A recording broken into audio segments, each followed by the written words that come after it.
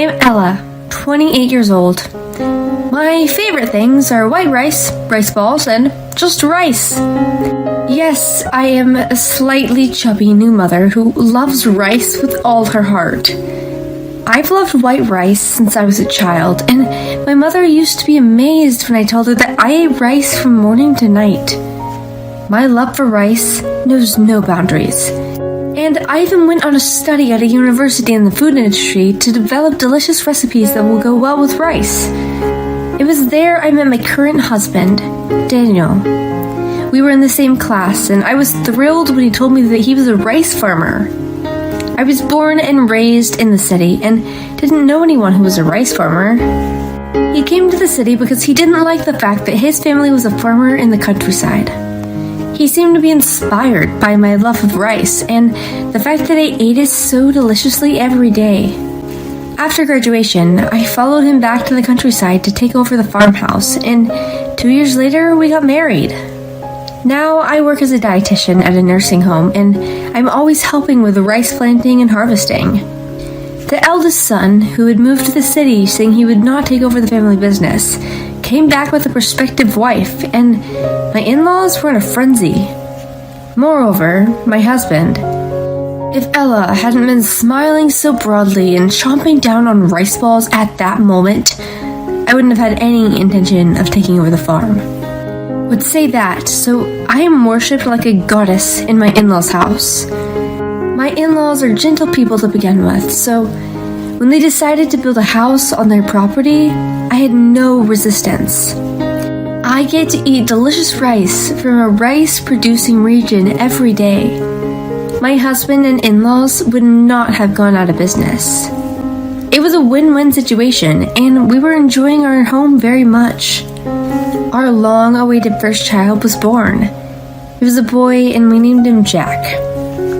Since there is still a strong sense in our community that the firstborn son has to be the heir of the family, my in-laws, relatives, and neighbors were all overjoyed. Having my beloved husband's child and being blessed by so many people made my days the happiest of my life. My son, who was loved by everyone around me, turned 4 months old. So I decided to go to the health center for a checkup. I was surrounded by babies the same age as my son, and I was excited to think that one day children would become friends with Jack. As I waited for my turn to see the doctor, chatting happily with the kind-looking mother sitting next to me, I suddenly heard a voice above my head. "Where did you buy those luxury brand clothes?" What? I looked up towards the voice and saw a woman with long hair looking down at me and my son.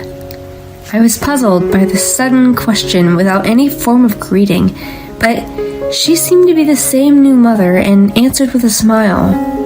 "Well, my mother-in-law bought it for me, so I don't know." She wiggled her thin eyebrows at my answer. "Wow, your mother-in-law dictates what you wear? That must be tough." "What? Really?" I did hear about a friend of mine who was having trouble with her mother-in-law buying clothes for her, but I was grateful because I'm not that particular and my mother-in-law has good taste. I didn't even know these clothes were a luxury brand in the first place. I felt uncomfortable as she stared at me with her eyes as if she was trying to decide what to wear. I was wondering whether I should leave my seat by pretending to change a diaper when she said to me, "I'll take those clothes off your hand." What? I was so confused I didn't know what she meant, but she started to take off my son's clothes. Hey, what are you doing?" She was blatantly miffed when I hurriedly picked up my son into my arms. "You don't want the clothes your mother-in-law bought for you, so I'm gonna take them." "Huh? No thanks. In the first place, if I give you the clothes he's wearing now, what is my son supposed to wear home? Why don't you just wrap a towel around him and go home? Don't worry, it's not that cold today." No way am I doing that. She was saying something crazy as if it was a matter of course, and my head was in a turmoil. Still, I tried my best to protect my son from getting hurt. "Maria, what's wrong?" A public health nurse, hearing the commotion, came between us with calm movements. "If there's anything bothering you, I'm here to listen. Please, come this way." The nurse gently but firmly led her to another room. Maria, as she was called, clicked her tongue and was taken away by the nurse. "Are you okay?" Yes. The woman next to me, whom I had been having a friendly conversation with earlier, looked at me with concern. Apparently, she had brought that nurse to the scene, and I thanked the woman. I wiped away a cold sweat, thinking about the crazy people in this world. The next day, when I thought such an unpleasant thing would never happen, "Huh? What's wrong, Ella?" As I was about to take in the laundry I had it hung out to dry in the evening, I noticed something odd. One of Jack's clothes was missing. The clothes of my son who had come for his checkup yesterday. I couldn't find that one of his clothing items, let alone the hanger. Oh no, maybe the wind blew it away. "I'm sorry, but you bought it for my son, too." My mother-in-law soothed me with a smile, and I was feeling down. "It's okay. I have another chance to buy clothes for my grandson." Just kidding. I couldn't help but smile at my mother-in-law's playful and kind attitude, even though I'd been feeling down. "I know, let's go shopping tomorrow. Let me know what you like." "Okay." Thanks to my mother-in-law's concern, the case of my son's missing clothes was supposed to be resolved peacefully. However, 5 days later, my son's clothes went missing again. As it was a slightly expensive item my mother-in-law had recently bought for him, even my mother-in-law was suspicious, looking around the yard. Still, we couldn't make a big deal out of the loss of 2 pieces of clothing, so we did nothing about it. 3 days later, after lunch, while dealing with a delivery service, we suddenly looked around the entrance and realized what had happened. The day before, we had been caught in a rainstorm while taking a walk, and we could not find our stroller, which was supposed to be drying out on the porch. "Miss Julia, do you know what happened to the stroller?" "What? No, I don't." "That's weird." The stroller was also a gift from my mother-in-law. Moreover, it was a sturdy and stable foreign brand so that my son could go out with peace of mind. I felt my heart race, and that's when I decided. I was convinced that both the baby clothes and the stroller had been stolen. Whoever it was had stolen my precious son's things. I was boiling with anger. "I'm reporting this to the police." I was taking out my phone. My mother-in-law stopped me. "Calling the police over a missing stroller is crazy.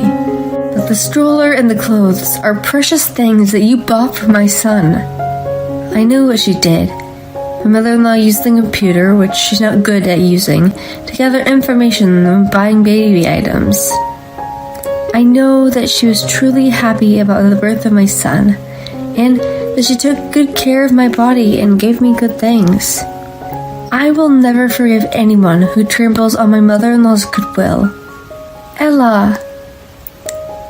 My mother-in-law stared at me and sighed, troubled and happy. "All right, but don't contact the police." But, as if to calm me down, she says, "A missing stroller won't get the police to make a move. I'll find the culprit more efficiently. You go take a nap with Jack." After saying this, my mother-in-law picked up her address book and began making phone calls. Listening to the leaked conversation, I couldn't help but be impressed by my mother-in-law's acting ability and skillful speech. Surely, in the countryside, we might not be able to find the culprit this way. As I predicted, the culprit was easily found 3 days later. My mother-in-law thought it was someone who lived nearby, judging by the manner of theft. So my mother-in-law's only action was to make tearful phone calls to the wives in the neighborhood to complain about the damage that was caused. With that, the wives all worked together to gather information. The neighborhood's high opinion of me as a wife who came to the city and did not mind taking care of the rice paddies led me to a powerful response. Well, maybe they're just amused onlookers, but my mother-in-law made a lot of phone calls. By the end of the day, the information had spread throughout the entire neighborhood association, and one of the wives gave me a valuable eyewitness report that she had seen a similar stroller in a neighboring town. Based on this information, we questioned the farmer's wife, who lived in the next town, and she admitted to the crime. The network in the countryside is quite frightening. I was then surprised by a woman who visited our house with a baby stroller accompanied by her husband. She was the woman who had tried to rip off my son's clothes at his 4-month checkup. Apparently, she had followed me home after the checkup while pushing the stroller. I was shocked by the abnormality of being obsessed with someone you have only spoken to once, and horrified at the fact that such a person knew about our house. Her husband was trying his best to apologize, but she was looking as if she were flustered. Did you steal the clothes too? Hey, you even stole clothes? Her husband is pale, but she doesn't even change her expression. What? I only took it because she looked like she didn't want it, she said. Of course I want them. The clothes and the stroller are precious things given to me by my mother-in-law. I don't like that kind of attitude. Huh? She stared at me with hatred in her dead eyes until a moment ago. You're so obsessed with your mother-in-law. You live with her in the countryside because you're poor, aren't you?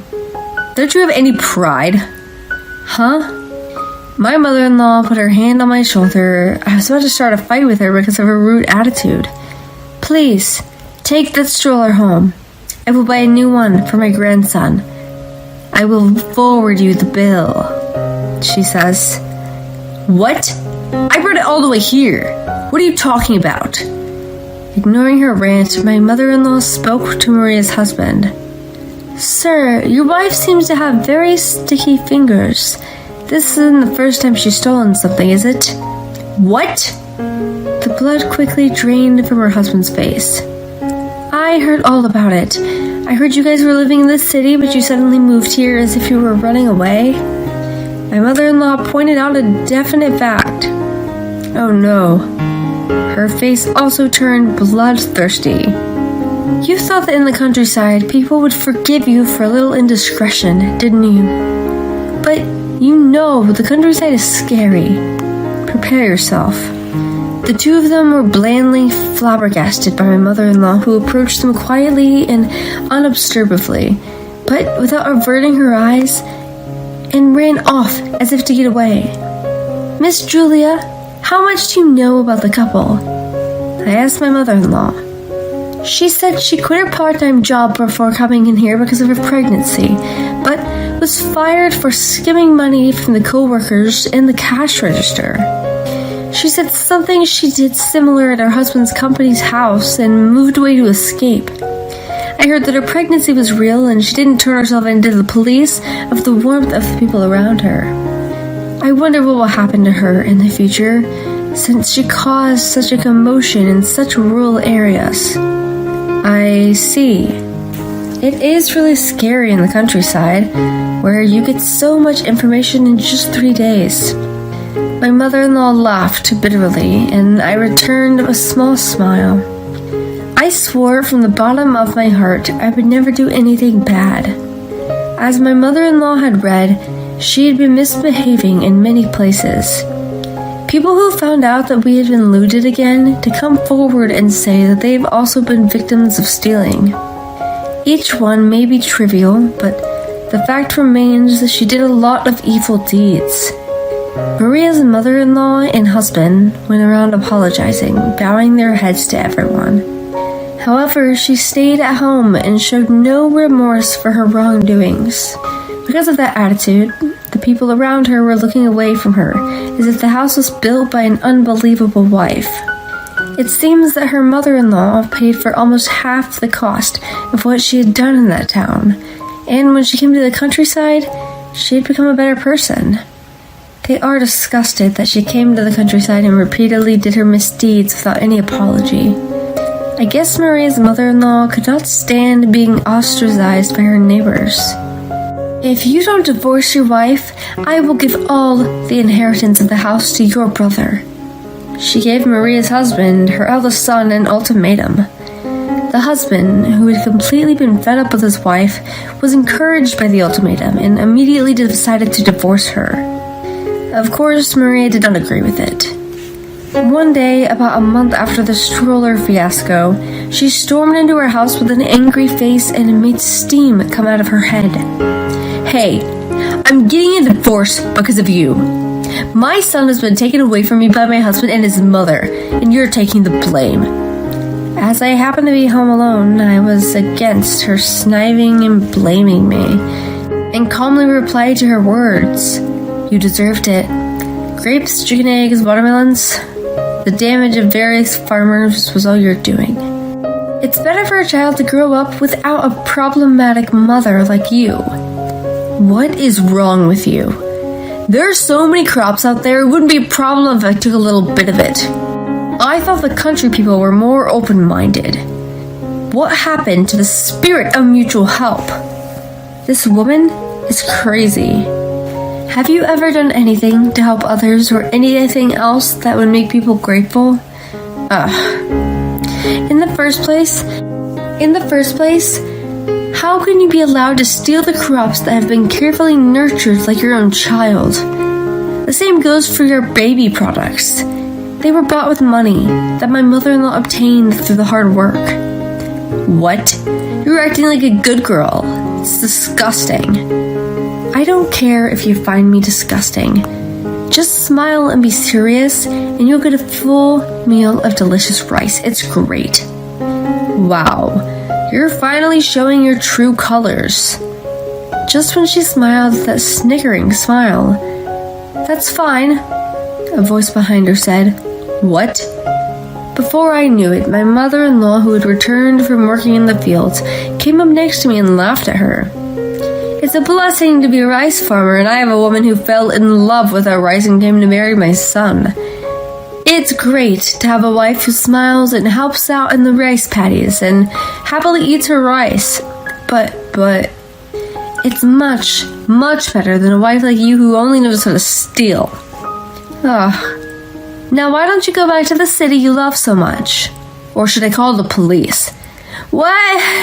I guess she was so shocked that the bond between me and my mother-in-law was so strong, and it completely overturned her outlook on life. She ran away screaming like a child. Oh, I hope she doesn't ever come back here again. I remember my line earlier about being able to eat a full meal of delicious rice while praying that she would never go back. Oh, no, of course. I wasn't just attracted by the rice, you know. I married my husband because I love him too, you know. After the rice, right? I look at my understanding, kind mother-in-law and laugh. The watered rice fields were sparkling in the spring sunlight. My mother-in-law was furious at Maria's unrepentant behavior when she stormed into her house after that. She demanded an immediate lump sum refund of the damage payment she had taken on her shoulders. Naturally, Mia was unable to repay the money, and her flamboyant and confident appearance from the line we first met was just a shadow of her former self. She left the town with shaggy hair and tattered clothes. She would probably end up living a life of debauchery, working in some bar somewhere in the middle of nowhere. 5 months have passed since then, and it is time to take our son, who gradually switched from baby food to regular food. The rice that Daddy made is delicious, isn't it? Mama. Yes, nothing beats fresh rice. Dada. My husband, who was eating next to me, laughed as I chatted with my son while feeding him porridge. Jack is gonna grow up to be a rice lover, isn't he? Of course. He's a happy child who always loved delicious rice by his side. Both my mother-in-law and father-in-law look at us with smiles. Surrounded by my favorite rice and a kind family, I am full of happiness. It's decided that we'll start living with my parents. I couldn't believe what I just heard. What the heck are you saying? I exploded everything that I had been holding back and took out my frustration on my husband, Daryl, since I've just had enough, and I could not hold back anymore. I don't want to go to your parents' place since they think of me only as their housekeeper. When I said this out loud, my husband turned bright red and argued back. Shut up! How dare you argue back against me? Do you even have any idea how much I've been compromising here? If you're only going to be selfish like that, then let's get a divorce. Saying that, my husband had passed the divorce papers to me. You know, I can divorce you anytime I want to. If you don't like it, then change that crappy attitude of yours. I'm going back to my parents' house for a while, so cool your head. With these words, my husband left the house. My name is Aaron. I am 28 years old, and I work in a company. I married my husband, Daryl, 1 year ago. I met my husband at a matchmaking party that a friend invited me to. My husband aggressively approached me, and we began to talk a lot. My husband was 3 years older than me and worked for a well-known company, though not a major one. He seemed friendly and sociable, and he didn't seem like a strange person. He is not too handsome, but he looked pretty clean and kept tidy. After a year of going out, we got married. But soon after our marriage, I regretted my decision to marry my husband. I'm changing jobs. Excuse me? The current company has no future. But it's a good, stable company, right? I want to be promoted more for my future career. If you want to get promoted or something, I think it's fine to continue and work at your current company, though. But as I said, this company has no future. So even if I get promoted here, there's no point to it, really. Is that so? But if you do change jobs, your salary will be lower than it is now, right? Well, it'll be difficult for the first year or so, but don't worry. My income will increase soon. My husband was so positive and enthusiastic about changing jobs that I had no choice but to accept his decisions. Well, I am also working, and I thought that even if my husband's income dropped a little, we could manage for the time being. But even though I thought I had just married someone with a stable income. However, it is difficult to predict what will happen before marriage. So for the time being, I will just let it happen and trust my husband. But our issues arose somewhere else as well. You know, you should go to my parents' place regularly and do the house chores for them. What? My husband suddenly says that out of the blue. Why? Is your mother, Nia, not feeling well? No, not really, but after all, you're the eldest son's wife, so you have to do these kind of things, you know. Excuse me? I really couldn't understand Daryl's logic. And no, I've never heard of such a thing, though. And besides, I'm working, and I don't have that kind of time, you know. It would be nice if you could at least go help out with the house chores on the weekends. And then, when am I supposed to have my actual day off? Anyway, I've already told Mom, so please just do me a favor this time. I'll also go with you to my parents' place too. Please, help me take care of my parents. But why should I be the one to do that? And I'll also go with you too? How condescending can Daryl be? I mean, of course Daryl should do that. If he wants to take care of his own parents, then he should be doing that on his own. But with quitting his job and doing a job hunting, I felt that if I confronted my husband too much, I would offend him and make the current situation worse. So I decided to accept his request for the time being. I'm just going to help out once in a while, okay? Oh, thank you. You really are a good wife, Aaron. I'm not really that happy to be praised like that. I gradually began to regret having married to Daryl. And that feeling became even stronger when I started helping out with the house chores at my in-laws' house. Hello? Oh! Oh, thank you for coming over. Well then, please start by cleaning up the bathtub first, okay? Huh? What? You came to help with the house chores, didn't you? Well, yes. But even if that's what I'm here for, normally when we come to visit, you think that Nia would at least have a little chat. Nia made me do this and that as if I was her housekeeper that she hired for free. Well, next is... Nia, can we have lunch soon? Oh, yes, you're right. Then please cook lunch for us. What?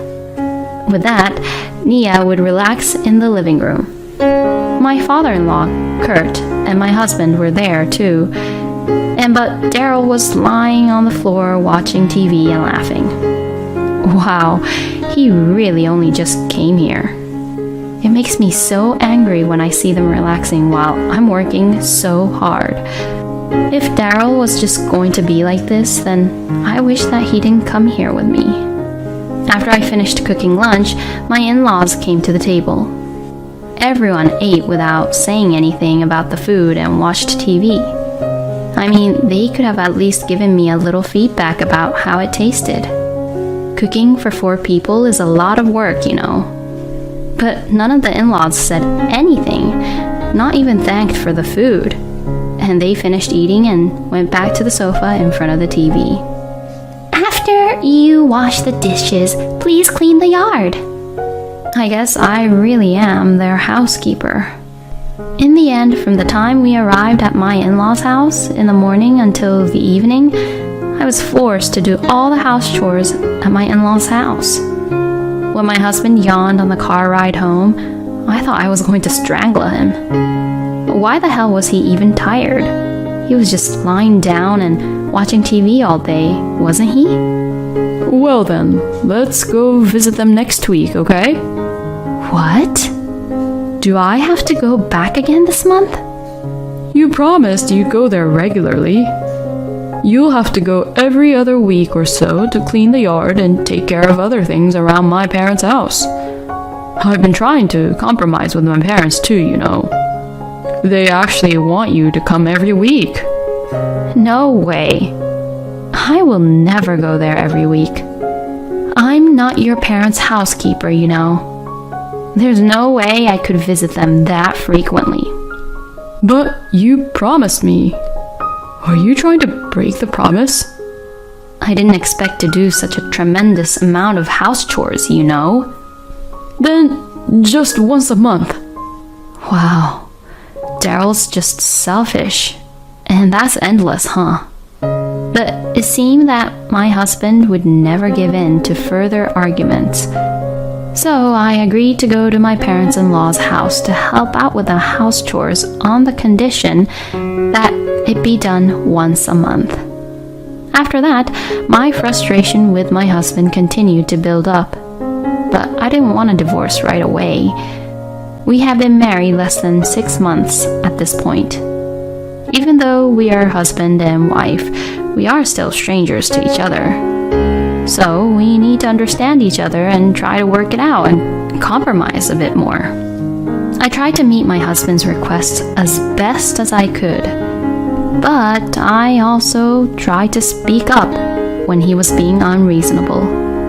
I believe that by speaking up each time, my husband would gradually come to understand my feelings and thoughts. And now 1 year passed since we got married.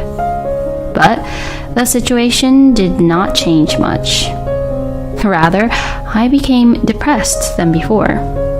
My husband's salary remained the same, and he was the one who said that his income would increase in no time. And the same goes for helping out at my in-laws' house. My in-laws seem to think it's just normal for me to help them, so they say, "Well, please do it," and even leaves me on my own at their home on a trip. I don't know if it's on purpose, but whenever I go to clean their house, there is always an unbelievable amount of laundry. My husband would say, I'm staying at home. And he doesn't even come over to my parents-in-law's house anymore when I go there. I felt extremely frustrated and wondered why I had to clean someone's house on my day off when no one was at home. Some might say that if there's no one to watch over you, why don't you just skip it? But when Nia comes home, she checks everything and gets extremely angry if she finds even the slightest thing wrong. My husband is still the same, and my life has not changed one bit, but rather it has gotten worse. When the word divorce began to cross my mind, my husband says something outrageous. It's decided that we'll start living with my parents. At the earliest, we'll move in with them by the beginning of next month. I couldn't believe what I just heard. Excuse me? What the heck are you saying? Because that's convenient, isn't it? Convenient for what? You can focus on house chores. Plus, you used to help out a lot, so you're used to doing house chores in that house, right? It doesn't cost you rent too, so it's only an advantage. No, it's only a disadvantage for me. I exploded everything that I had been holding back and took out my frustration on my husband, Daryl, since I've just had enough and I could not hold back anymore. You are so selfish. You didn't even ask me if I wanted to live with your parents, but you decided it on your own? You don't even listen or try to ask for my opinion? Besides, it's not like I was helping your parents out with the house chores. It's more like I was doing all their house chores for them. I don't want to go to your parents' place since they think of me only as their housekeeper. And what you said about your salary going up is just ridiculous.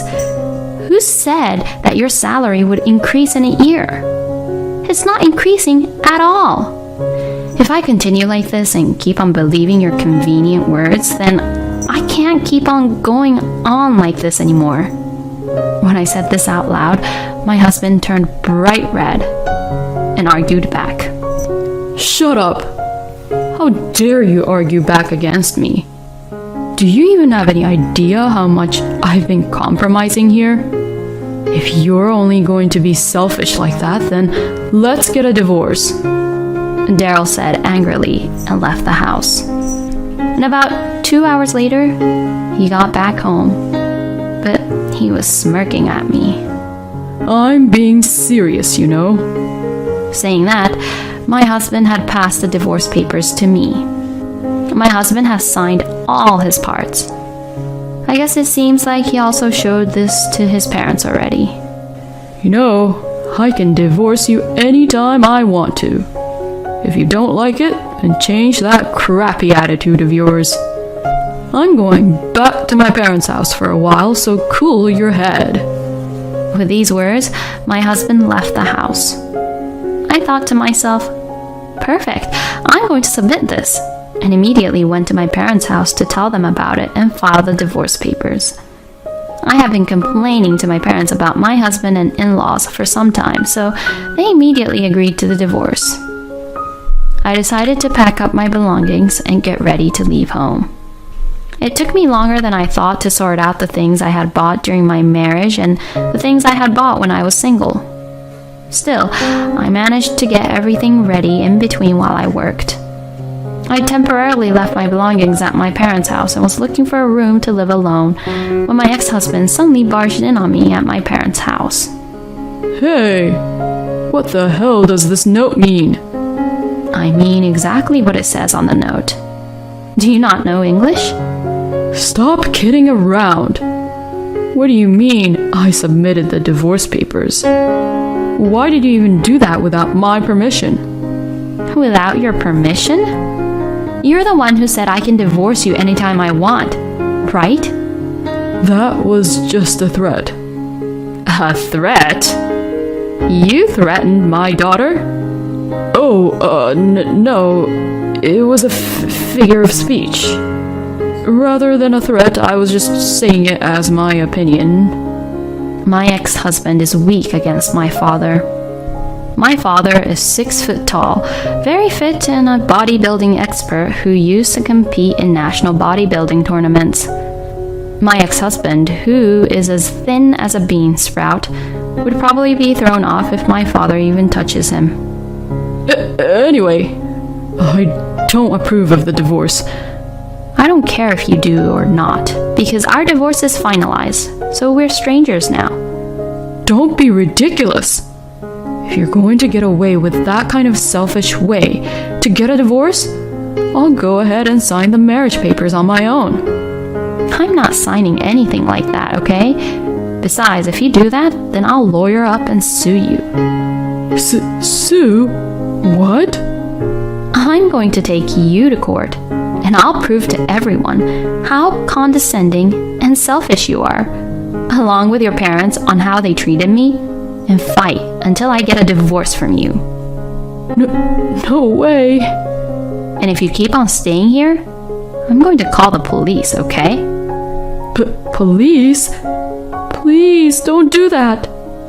My husband left as if he was running away, frightened. Wow, how pathetic can he be? Why did I marry such a person like Daryl? Later on, thanks to my father's presence and the pressure he put on my ex-husband, I was able to receive my share of the property with very favorable terms. In exchange for my ex-husband being able to live in that rental apartment and keep the furniture and appliances in the house, I was entitled to all the savings I had saved since our marriage. Since I was paid better than Daryl, he wasn't happy about the share property being cut in half. So I was glad to have it all for myself. My ex-husband moved back to his parents' house after the divorce, and apparently Nia did hurt her back while cleaning the yard and started forcing him to do the house chores. My ex-husband said, I don't have my day off. Don't you think that's terrible? Help me out. And so on, calling me and pressuring me to get back together with him, but I said, this is a good opportunity for you to take care of your parents. Go for it. And I hung up the phone and blocked the calls from him. The other day, I had a chance to work with someone from my ex-husband's former workplace, and I learned a fact about my ex-husband that I never expected. It seems that my ex-husband was not good at his job at all, and he was so useless that even his colleagues were promoted ahead of him. I was convinced that this was why Daryl had changed jobs. It seems that he thought he could get ahead in his career if he went to another company without realizing his lack of ability. He really is a hopeless person. I am sure Daryl will not be able to get any promotion at his current workplace. Well, I don't really care because it is no longer any of my business. On the other hand, I am planning to live at home, save money, and study abroad. After this marriage, I realized that I only get to live once, and if I don't do what I want to do, it will be a loss. First, I would like to study and live in France, which I have always wanted to do. When I look at my savings, I am excited because I feel like I am getting closer to my dream, step by step. I will study French and cherish the time I have every day.